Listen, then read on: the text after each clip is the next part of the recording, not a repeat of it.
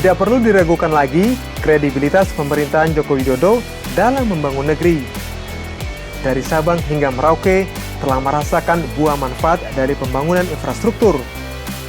Mulai dari kawasan metropolitan hingga kawasan perbatasan, semuanya mendapat sentuhan pembangunan yang bermanfaat bagi masyarakat. Pada 2018 misalnya, menjadi bukti nyata pemerintah membangun Indonesia di pinggiran. Menteri Basuki Hadi Mulyono memimpin Kementerian Pekerjaan Umum dan Perumahan Rakyat (PUPR) membangun 7 pos lintas batas negara PLBN terpadu. Ketujuh PLBN tersebut, yakni 3 PLBN di Provinsi Kalimantan Barat, Entikong, Badau, dan Aruk.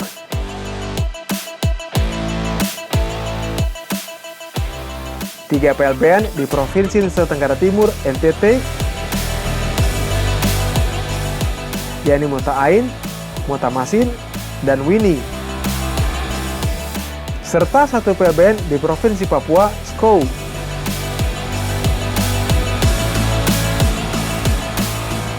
Sekali lagi ini wajah kita, masalah kebanggaan, masalah nasionalisme, masalah harga diri, masalah martabat. Kita sebagai bangsa yang besar, kita lupa hal-hal seperti itu. Buat saya tidak. Kalau kita nggak punya anggaran, kalau kita nggak punya duit, nggak apa-apa. Kita punya. Kalau hanya membangun 100-200 miliar, punya. Perintah saya saat itu ke Menteri PU jelas, singkat. Saya minta lebih baik dari yang di sana. Itu aja perintah saya. Saya minta lebih baik dari yang di sana. Yang di Entikong juga sama. Saya minta lebih baik dari yang di sana. Tapi setelah jadi terlalu baik sekali-sekali. Yang terakhir, saya minta karena sudah fisiknya bagus, kantornya bagus, saya minta seluruh pimpinan dan karyawan, baik imigrasi, bea cukai, karantina, dan tugas-tugas yang lain, aparat-aparat yang lain, betul-betul layanilah rakyat dengan baik, siapapun yang melintas di sini dengan baik, karena ini ada wajah kita, wajah Indonesia. Jangan sampai lagi ada pungli. Hati-hati, kalau saya udah ngomong seperti ini, hati-hati.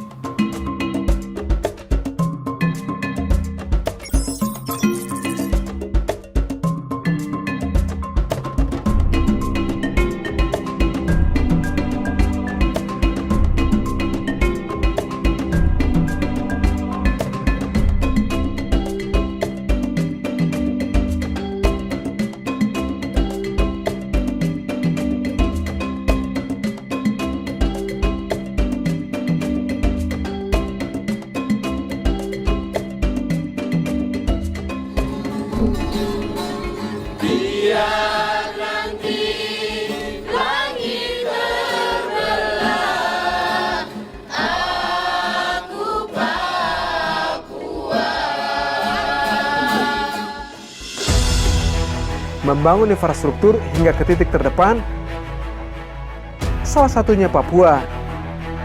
Keindahan alam pulau terbesar di ujung timur Indonesia ini memukau tiap pasang mata yang memandangnya. Berada jauh di kawasan timur, membuat tanah Papua seolah tertinggal. Pemerintah terus berlari, membawa bumi cendrawasih berakselerasi, mengejar kota lain di Indonesia. PLBN Skou yang berada di distrik Muara Tami, Kota Jayapura, menjadi salah satu bukti nyata.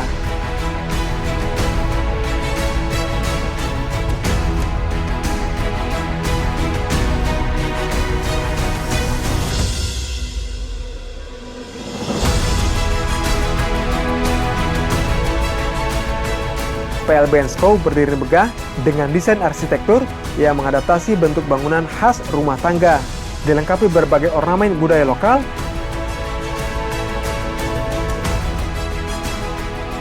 Dari kejauhan, PLBN ini terlihat mencolok. 2 bangunan besar yang berdiri sejajar adalah satu-satunya gedung yang terlihat paling bagus di kawasan itu. Gedung utama PLBN Skou terdiri dari 2 bagian, yakni untuk kedatangan dan keberangkatan. layanan keimigrasian dan bea cukai, serta beberapa ruang pendukung lainnya ada dalam gedung ini, seperti ruang rapat, klinik, gudang sita, dan lainnya.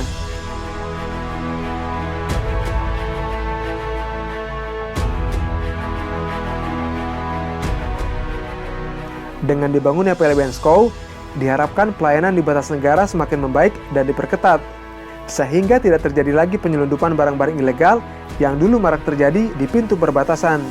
Selain itu, menurut Menteri PUPR Basuki Hadimulyono, tujuan lainnya adalah melaksanakan kegiatan ekonomi antar dua negara. Pasar yang akan kita bangun seluas 3.600 meter persegi diperuntukkan rencananya untuk 400 kios. Namun tadi Pak Presiden di dalam kunjungan melihat gambar telah memerintahkan untuk ditambah besar untuk warga setempat di SCOW ini, sehingga bisa menempatkan dagangannya di pasar tersebut. Presiden Jokowi juga mempertegas hal ini pada pidatonya saat meresmikan PLBN SCOW 2017 silam. Presiden Jokowi berharap adanya PLBN SCOW bisa meningkatkan potensi warga Papua untuk bisa menghasilkan produk dalam negeri yang bernilai tinggi.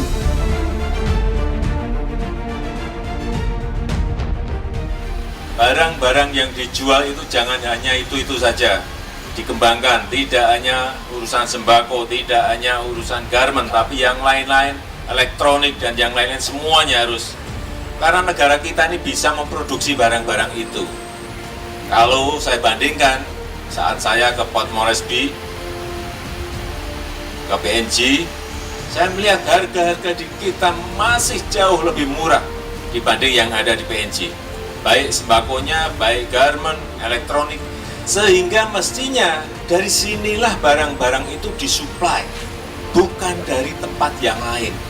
Inilah sebuah kesempatan, sebuah peluang yang harus dimanfaatkan oleh rakyat Indonesia, terutama oleh rakyat Papua. Karena ini adalah pintu masuk yang paling dekat ke PNG, ke Port Moresby. Selain bangunan utama, juga dilakukan pengembangan sarana dan prasarana penunjang PLBN Terpadu SCOW dan ditargetkan rampung pada 31 Agustus 2020. Salah satunya yakni prasarana pendukung kegiatan ekonomi masyarakat sekitar. Pasar seluas lebih dari 7.000 meter persegi ini terdiri dari 2 lantai. Lantai dasar memiliki 40 kios, sementara lantai atas 112 kios.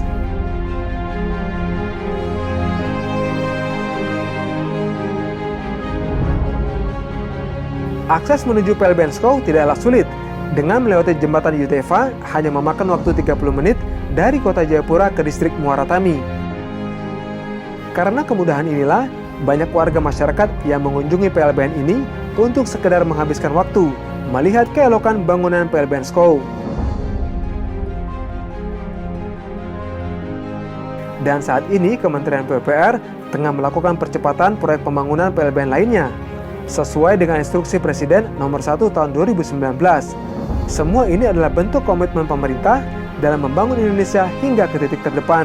Namun sejatinya, komitmen ini tidak hanya ada di atas bahu seorang Presiden Jokowi ataupun Kementerian PUPR saja. Pemerintah juga memerlukannya lahir dari seluruh lapisan masyarakat Provinsi Papua untuk selalu berjuang membangun negeri cendrawasih demi meningkatkan kesejahteraan rakyat dan mampu bersaing dengan daerah lain baik dalam maupun luar negeri.